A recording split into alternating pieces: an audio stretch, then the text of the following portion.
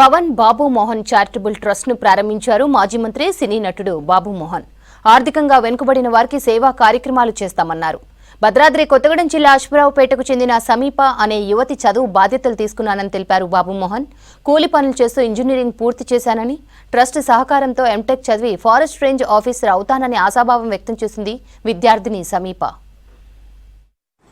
చిన్నప్పటి నుండి చేసిన పనుల్ని రిటైర్మెంట్ టైంలో కూడా బ్రహ్మాండంగా చేయాలని అనుకున్నాను.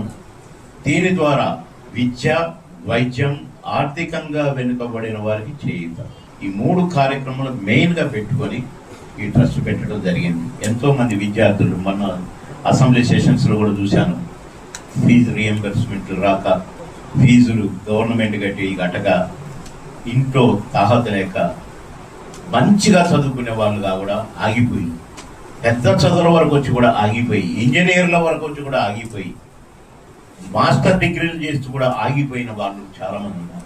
పల్లెటూర్లలో పోయి మనం అడిగితే, ఎందుకంటే నేను ఎమ్మెల్యేగా 3 సార్లు ఎమ్మెల్యేగా పనిచేశాను, ఏం బాబు ఏం చేస్తున్నావు? 10th పోయింది సార్. నువ్వేం చేస్తున్నావు బాబు? ఇంటర్ పోయింది సార్ అంటుంటారు. పాపం పోయిందంటే ఎడిపోయింది అది. ఏం లేదు, డబ్బులు లేక.